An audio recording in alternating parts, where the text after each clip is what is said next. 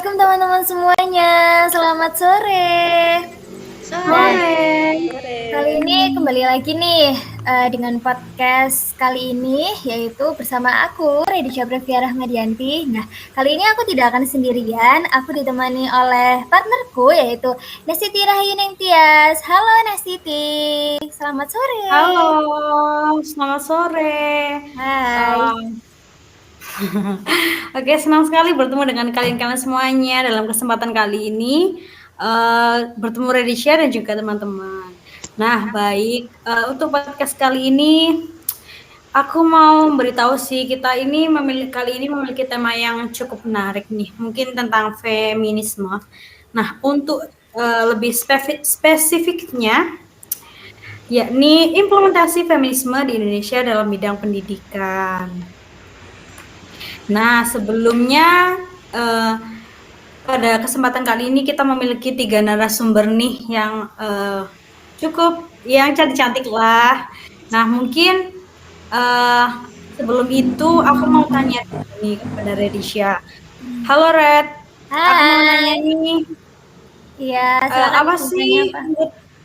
ya, menurut kamu apa sih feminisme itu? Sedikit aja sih sepengetahuan kamu gitu. Ini kayaknya spoiler aja ya. Oh Nanti ya, akan dijawab lebih boleh-boleh. lanjut sama teman-teman yang narasumber kita yang cantik-cantik ini. Kalau Oke, menurut baik. pengetahuanku sih ya Nas gitu, feminisme itu merupakan suatu gerakan ya gitu. Mungkin kayak gerakannya zamannya era Kartini dulu ya gitu, yang hampir mirip dengan emansipasi wanita, di mana kayak adanya persamaan hak-hak antara perempuan dan laki-laki, akhirnya nanti perempuan itu bisa setara dengan laki-laki dan juga bisa melakukan kebebasan sama halnya seperti laki-laki. Mungkin seperti itu sih Nas kalau sepengetahuanku gitu. Oke, cukup menarik ya. Mungkin jika kalian lebih kepo lagi, lebih mendalam lagi, mungkin itulah sedikit gambaran topiknya. Dan nanti untuk lebih jelasnya akan dijelaskan oleh ketiga narasumber kita. Nah, mungkin nih kayaknya bisa kenalan dulu nggak sih? Atau maksudnya kita tuh nggak perlu lama-lama lagi nih ya basa-basi ya Nas gitu.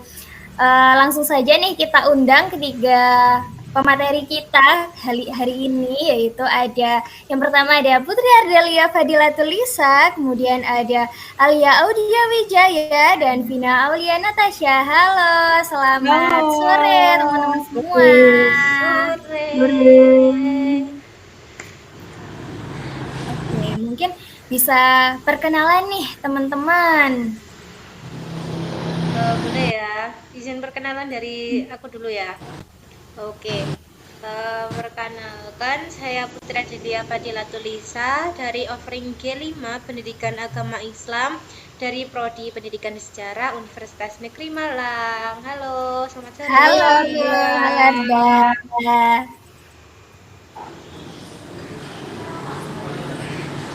Oke, mungkin bisa dilanjut ya Nas ya perkenalannya tiga Ya narasumber nih, kita mau nih. siapa dulu? Boleh. Boleh, mungkin dari Audi deh. Baik, selamat sore. Perkenalkan, nama saya Alia Audia Wijaya. Saya dari offering G5 Pendidikan Agama Islam dari Prodi Pendidikan Sejarah Universitas Negeri Malang. Halo. Halo Halo, Audi. Audi. Oke, selanjutnya boleh dari Vina dulu. Perkenalkan, nama aku Vina Aulia Natasha dari offering G5 Pendidikan Agama Islam, Prodi Pendidikan Sejarah Universitas Negeri Malang juga. Halo Vina. Halo, Vina. Oke, mungkin dari ketiga narasumber kita ini sudah berkenalan dan untuk lebih enaknya lagi gitu ya. Nah, kita mulai saja ya untuk pembahasan topik mengenai feminisme dalam pendidikan di Indonesia ini. Saya sangat tertarik sih dengan tema ini karena ya ngomongin tentang perempuan gitu. Jadi kan ngomongin kita sendiri gitu. Nah, menurut kalian apa sih feminisme itu? Mungkin pengertiannya atau mungkin pengalaman kalian atau apalah.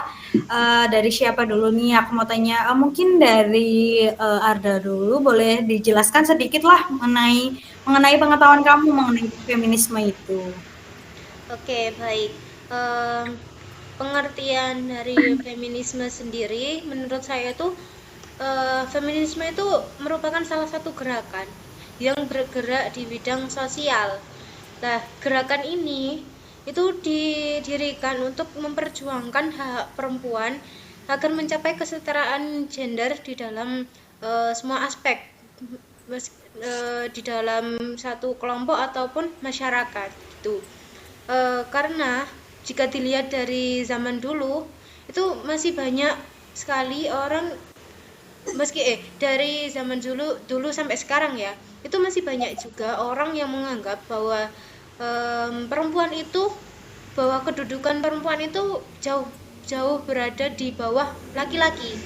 Nah, banyak juga yang menganggap bahwa kualitas dari perempuan itu sendiri itu masih kurang gitu. Banyak yang menilai itu dari segi manapun itu bahwa laki-laki itu dan perempuan tidak bisa bekerja sama. Terus padahal itu juga sudah dijelaskan oleh Allah dalam Al-Qur'an surat An-Nisa bahwa laki-laki dan perempuan itu merupakan suatu kesatuan yang diciptakan oleh Allah agar bisa saling melengkapi satu sama lain. Terus selain itu juga ada di dalam Quran surat Al-Ahzab bahwa tolak ukur manusia, tolak ukur amal seseorang itu dilihat dari seberapa takwa dia, ketakwaannya kepada Allah, dan seberapa jauh maupun dekatnya seorang manusia dengan Tuhannya, begitu. Oke, menarik sekali dari ulasan dari Kak Arda. Nah, ini kan kita tuh bicara tentang gerakan feminisme ya. Aku tuh kepo banget gitu. Maksudnya tuh gerakan feminisme itu sudah lama atau masih sebentar ya di Indonesia itu? Maksudnya apakah sudah dari dulu itu diterapkan atau masih ya baru-baru inilah gitu, masih booming, atau sebetulnya udah dari dulu kok gitu, udah ada, cuman memang ya nggak ada tuh yang nggak ada tuh yang membumingkan gitu. Nah, jadi aku kepo tuh, sebetulnya feminisme itu sudah ada dari dulu apa masih sekarang sih yang ada di Indonesia ini? Mungkin ada yang bisa menjelaskan teman-teman? Izin menjelaskan lagi ya. Gerakan feminisme ini itu sudah ada sejak zaman dulu, bahkan sejak sekitaran tahun 1800-an. Nah, itu di Indonesia sendiri itu kalau kita bicara tentang feminisme itu berhubungan dengan sejarah masa lalu bangsa Indonesia, yang mana gerakan feminisme di Indonesia itu dipengaruhi lahirnya ketika feminisme lahir itu dipengaruhi oleh berbagai kondisi seperti adanya histori sejarah perjuangan bangsa Indonesia, terus kemudian ada program pembangunan nasional, terus globalisasi dan reformasi, kemudian serta kehidupan religius masyarakat Indonesia sendiri. Nah, tokoh-tokoh dari gerakan feminisme di Indonesia ini itu ada beberapa tokoh perempuan yang sejak zaman dulu itu sudah memperjuangkan hak perempuan yang ada di Indonesia. Nah, salah satu tokoh dari gerakan feminisme ini sendiri itu yaitu Raden Ajeng Kartini, atau ya Kartini itu disebut sebagai salah satu pelopor gerakan feminisme yang ada di Indonesia. Karena apa? Karena Kartini ini tuh sangat menuntut emansipasi atau kesamaan antara laki-laki dan perempuan, serta menuntut keadilan hak dengan pria. Nah, kalau tanpa perjuangan dari R.A. Kartini dan tokoh-tokoh perempuan lain yang memperjuangkan hak perempuan, kita tentunya tidak bisa sampai seperti ini. Kita sekarang banyak perempuan yang bisa kuliah ataupun menempuh pendidikan yang lebih tinggi lagi gitu. Iya. Benar juga ya, apa yang aku setuju sih sama Arda bahwa kayaknya kalau tanpa peran Kartini juga dan pahlawan-pahlawan perempuan lainnya juga, itu kita nggak akan bisa sampai di detik ini gitu ya, berbicara sebebas ini kayak gitu. Nah, aku tertarik dengan R.A. Kartini, ya, Raden Ajeng Kartini gitu, bahwa di dalam fakta sejarahnya kita gitu ya, kita sebagai mahasiswa sejarah tentu tahu bahwa R.A. Kartini itu dijuluki sebagai pelopor pendidikan di Indonesia gitu, sebagai pelopor perempuan dan bahwa perempuan itu setara dengan lelaki gitu. Nah, menurut kalian nih, ada nggak sih relevansi antara pengaruh feminisme di masa di zamannya R.A. Kartini dulu gitu yang mungkin berdampak sampai saat ini nih gitu, berdampak sama gerakan feminisme sekarang di Indonesia nih gitu. Menurut kalian bagaimana sih, ada nggak sih dampaknya gitu? Mungkin bisa dijawab. Mungkin saya bisa menjawab ya. Iya, boleh. Kalau menurut saya itu tentunya ada ya, pasti karena dulu Kartini juga dengan upaya besarnya memperjuangkan hak-hak kaum perempuan pribumi ya, contohnya dengan membaca buku, koran, ataupun majalah Eropa yang berkaitan dengan kemajuan berpikir perempuan Eropa. Selain itu juga menyuarakan tentang kebebasan perempuan untuk mendapatkan sekolah, sehingga hal tersebut telah berdampak pada kehidupan perempuan-perempuan di zaman sekarang ini. Sebagai contohnya, kita sekarang dapat menuntut ilmu dengan bebas di perguruan tinggi dan mendapatkan hak-hak yang sama dan setara dengan lelaki. Mungkin itu saja dari saya. Izin menambahkan dari keterangan Mbak Vina tadi, dengan adanya gerakan feminisme di Indonesia ini juga membuat pemikiran pemerintah Indonesia sudah mulai terbuka bahwa pendidikan juga penting bagi anak-anak perempuan. Kesetaraan gender juga sudah ditetapkan oleh pemerintah Indonesia dengan menerapkan program pemerataan pendidikan di seluruh wilayah Indonesia, meskipun di beberapa daerah masih ada yang terkendala. Pandangan orang tua pada masa lalu yang tidak menyekolahkan anak perempuannya juga sudah berubah. Sekarang banyak kaum perempuan yang bersekolah hingga ke jenjang yang tinggi. Seperti pada tahun 2021, berdasarkan data dari BPS, presentasi kaum perempuan yang mengenyam pendidikan mencapai 23,65%, bahkan lebih banyak dibanding dengan laki-laki yang memiliki persentase sebesar 23,95%. Oke, mungkin dari bukti-bukti yang sudah disampaikan dari hasil penelitian lah itu ya. Jadi mungkin dari dulu itu sudah feminisme itu sendiri sudah berjalan sudah lama gitu ya. Mungkin aku penasaran gimana sih implementasinya di Indonesia sendiri, apakah berjalan dengan baik dan mungkin hasilnya apakah sudah lebih baik lagi dari sebelumnya atau justru semakin menurun gitu. Mungkin saya bisa menyampaikan pendapat saya ya.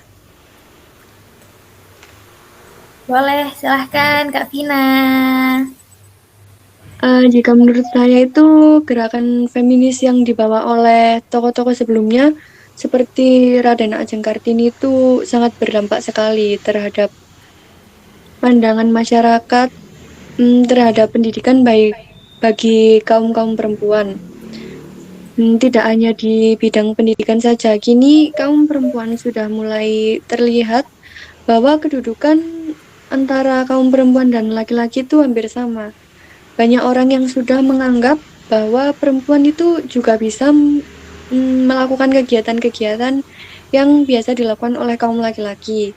Begitupun sebaliknya. Namun Hal tersebut itu tidak sepenuhnya dapat dikatakan berhasil ya, karena di Indonesia sendiri masih terdapat beberapa orang yang pemikirannya belum terbuka dengan perubahan-perubahan tersebut. Oke, jadi mungkin kalau menurut saya itu ya pemikiran mungkin dari desa-desa itu masih sedikit ya kalau mereka berpikir tentang feminisme. Soalnya nyatanya banyak sekali di desa-desa itu perempuan di bawah umur lah itu mulai dijodohkan, dinikahkan seperti itu. Jadi mungkin kita bersyukur nggak sih kita bisa bersekolah hingga saat ini berkat perjuangan Kartini sendiri gitu. Iya, tentunya pasti harusnya bersyukur sih ya Nas gitu. Kita bisa diberikan kebebasan gitu. Nah, tadi kan dari pernyataannya Kak Vina nih, bahwa tidak atau belum semua ya gitu, penerapan feminisme itu berhasil di Indonesia gitu. Yang artinya itu masih menimbulkan pro kontra dari masyarakat itu sendiri gitu. Oke, aku tuh setuju banget sih sama yang dikatakan sama Nastiti tadi ya, bahwa kalau misalnya nggak ada Kartini nih gitu, nggak tahu nih kita sekarang jadi apa gitu ya. Mungkin masih ya seperti Udah menikah mungkin Mas. Iya, mungkin ya disuruh untuk memasak apa dan lain sebagainya.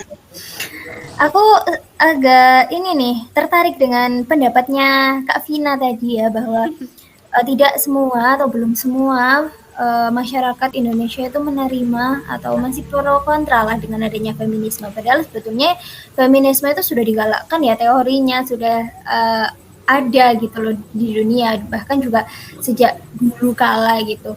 Nah, kalau melihat fakta yang ada yang seperti itu, mungkin nggak sih muncul adanya masalah-masalah baru tentang feminisme di zaman sekarang nih di Indonesia khususnya gitu. Mungkin ada yang bisa menjawab nih dari teman-teman. Aku izin menjawab.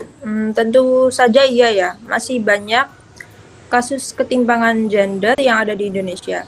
Meskipun dalam sejarahnya Raden Ajeng Kartini telah memperjuangkan hak-hak perempuan sehingga kita saat ini bisa menempuh studi di tingkat perguruan tinggi dengan penuh kebebasan contohnya. Namun masih banyak kasus-kasus lain yang menimpa perempuan Indonesia sehingga mereka dijadikan sebagai warga kelas 2 dalam kesehariannya.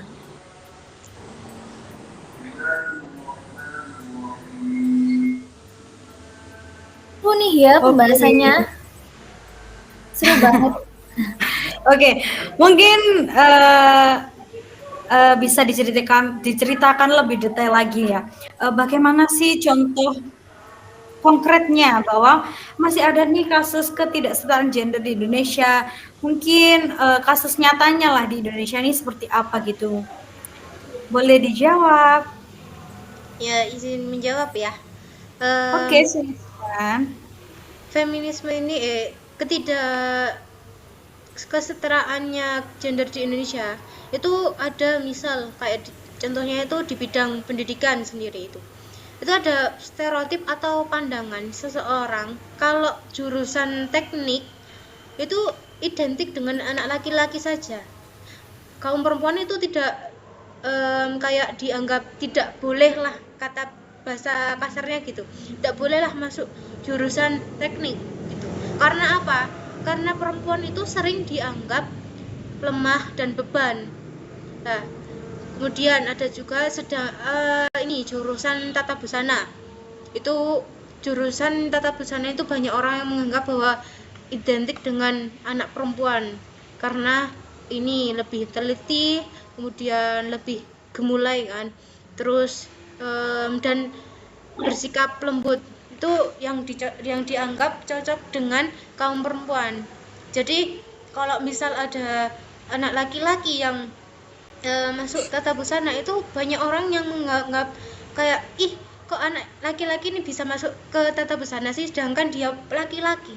Banyak yang menganggap begitu. Begitupun sebaliknya, ketika anak perempuan ada yang masuk jurusan teknik, banyak yang menganggap kalau emangnya perempuan ini bisa masuk jurusan teknik yang terkenal dengan banyaknya tugas dan beratnya dunia perkuliahan jika dia mengambil jurusan teknik. Tuh. Terus contoh lain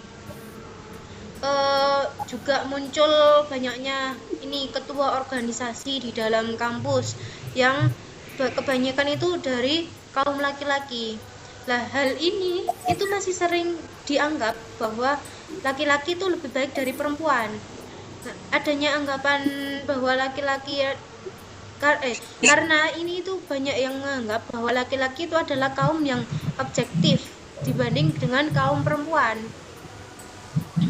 Itu menjadi salah satu alasannya. Kemudian ada contoh lain, yaitu kurangnya hak atau akses perempuan dalam menuntut ilmu sampai perguruan tinggi. Meskipun di zaman sekarang telah tergolong ya majulah, namun masih banyak kaum perempuan itu yang setelah lulus dari SMA maupun kadang itu ada yang setelah lulus SMP itu dinikahkan oleh orang tuanya. Padahal hal tersebut itu memutus hak asasi seorang anak perempuan tersebut apabila anak perempuan tersebut itu masih berkeinginan untuk bersekolah dan memiliki keinginan untuk bebas menikmati masa mudanya gitu. Mungkin ini di lain di bidang pendidikan ya, di lain bidang pendidikan banyak yang antara laki-laki dan perempuan di Indonesia sendiri nih itu banyak yang menganggap bahwa misal di kasus pelecehan seksual itu juga ini selain di bidang pendidikan banyak yang menganggap bahwa perempuan itu adalah pelakunya, padahal perempuan itu adalah korban.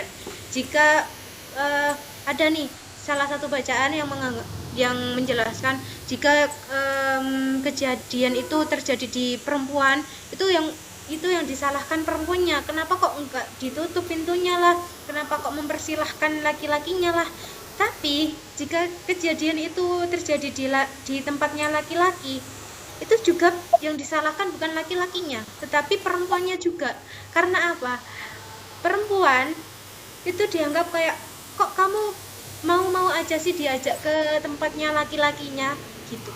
Jadi perempuan ini di Indonesia juga masih dianggap salah, padahal dia hanyalah seorang korban gitu. Jadi lelaki dalam hal pelecehan seksual ini itu tidak pernah salah. Banyak yang perempuan banyak yang menjadi korban tapi dianggap oleh masyarakat sebagai pelaku gitu. Mungkin gitu.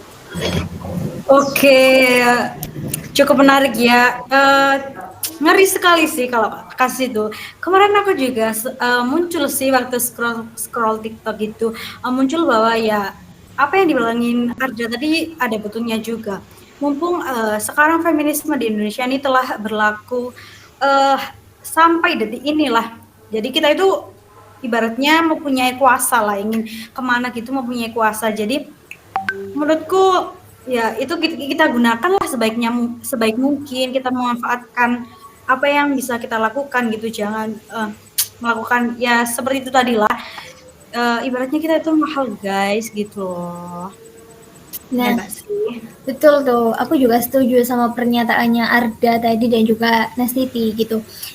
Bahwa sebetulnya perempuan itu sering banget ya, apalagi yang aku garis bawah itu tentang pelecehan seksual tadi, bahwa perempuan tuh sering loh sederhananya tuh kita tuh kadang sering loh di catcalling gitu, kayak sekedar halo cewek kayak gitu. Iya Itu betul tuh banget. itu tuh sangat mengganggu gitu loh dalam kesehariannya kita gitu. Bahwa kadang tuh mereka tuh nggak memikirkan gitu, apakah orang tersebut itu sensitif atau orang tersebut itu tersinggung dengan obrolannya mereka gitu. Kemudian juga tadi ada sempat menyebutkan ya bahwa ada teman-teman yang diharuskan untuk menikah padahal masih dia tuh punya keinginan untuk meneruskan sekolahnya gitu. Nah, itu juga aku pernah punya temen tuh yang seperti itu. Padahal dia tuh anaknya tuh pinter gitu, tapi dia harus menikah sama orang pilihan orang tuanya gitu, harus dijodohkan dan lain sebagainya lah gitu. Nah, kembali lagi back to topic ya. Tadi kan terkait dengan masalahnya nih. Kemudian tuh aku yang kepo atau aku ingin tahu sebetulnya tuh apa sih yang menyebabkan hal itu tuh masih bisa terjadi di Indonesia gitu? Kenapa sih ketidaksetaraan gender di Indonesia tuh masih ada kayak gitu? Apa penyebabnya? Izin menjawab, Iya. menurut aku hal tersebut karena pemikiran masyarakat Indonesia yang patriarki atau tradisional, terutama oleh mereka-mereka yang hidup di perkampungan. Mereka sering beranggapan bahwa hidup perempuan hanyalah untuk menikah, memasak, dan mempunyai anak. Selain itu, hal tersebut juga muncul dari konsep yang menyebutkan bahwa laki-laki adalah pemimpin bagi kaum perempuan. Sehingga dalam pemikiran masyarakat Indonesia, kebanyakan hanyalah laki-laki yang mempunyai hak untuk memimpin.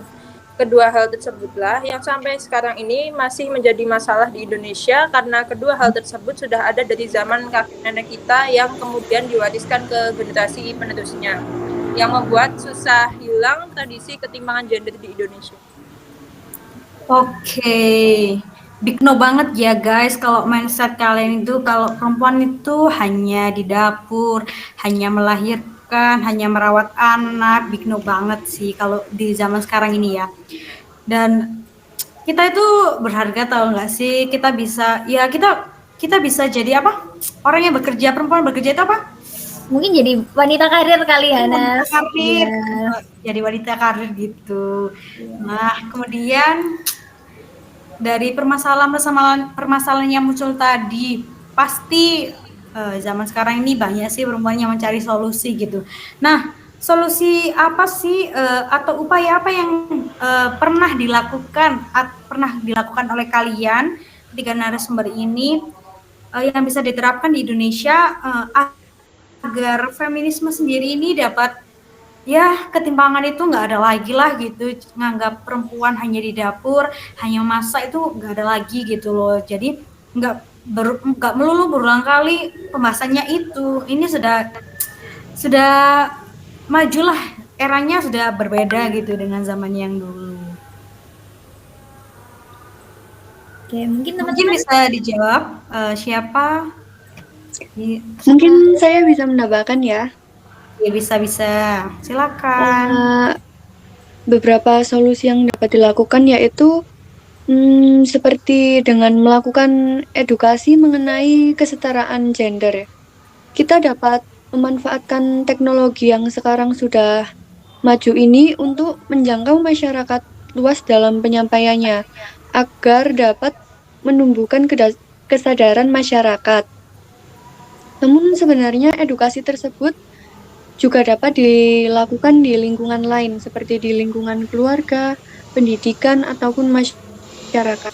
Kemudian dalam bidang pendidikan, untuk mendorong lebih banyak partisipasi perempuan dalam bidang pendidikan,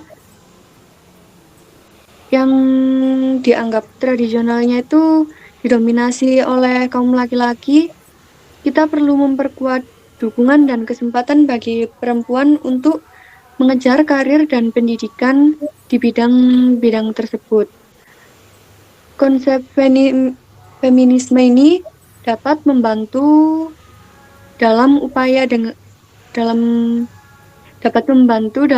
ini, seperti dengan melakukan dengan mengadvokasi untuk perubahan kebijakan yang mendukung kesetaraan gender.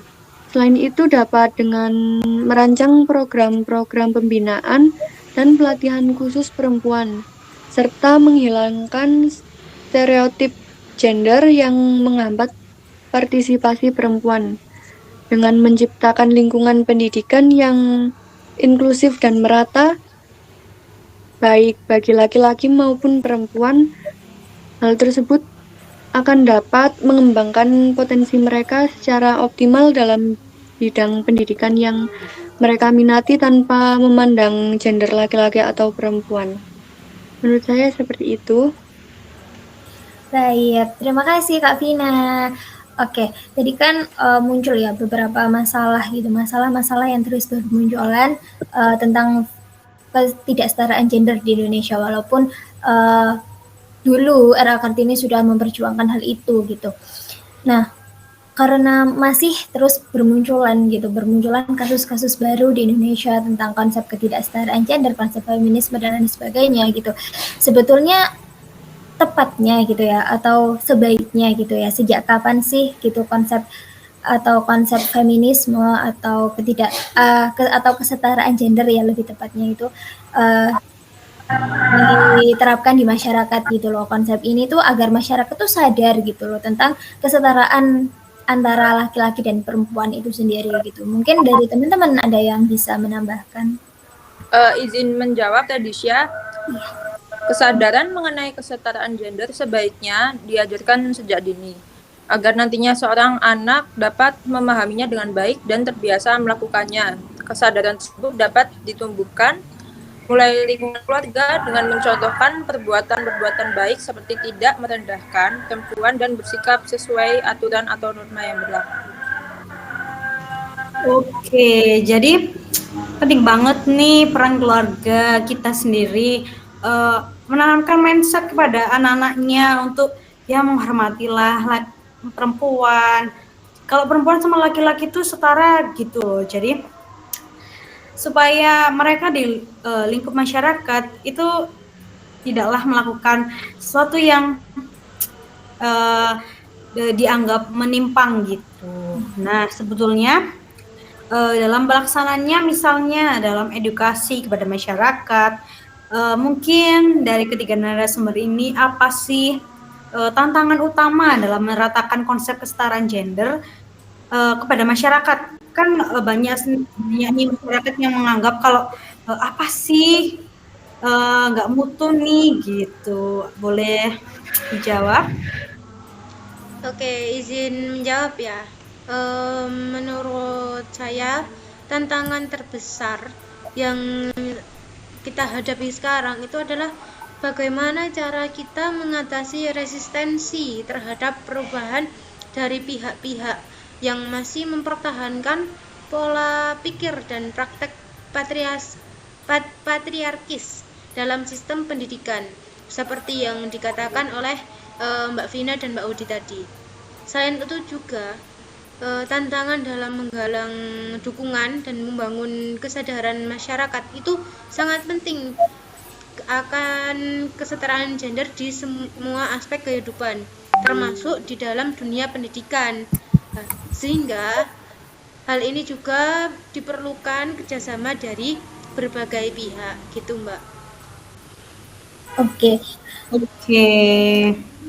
Makasih. Mungkin bisa dilanjut untuk pertanyaan selanjutnya, Ridisha. Mulai panas ini suasananya. Iya, panas banget gak sih, Ti? Gitu. Kayaknya seru banget ya perbincangan kita kali ini gitu. Tentang feminisme, kesetaraan gender, apalagi tentang perempuan gitu ya. Kita sendiri juga perempuan gitu. Bahwa sebetulnya kayaknya kesadaran tentang kesetaraan gender itu perlu nih gitu ditanamkan dari lingkungan keluarga ya tadi gitu, terus dari diri sendiri gitu,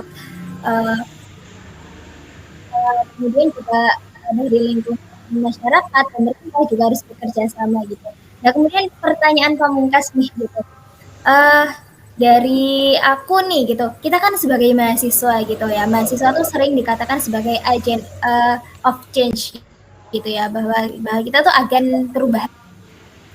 Nah, gimana sih upaya kalian untuk meminimalisir ataupun menghilangkan nih ketidaksetaraan gender yang ada di Indonesia nih? Mungkin bisa sharing teman-teman.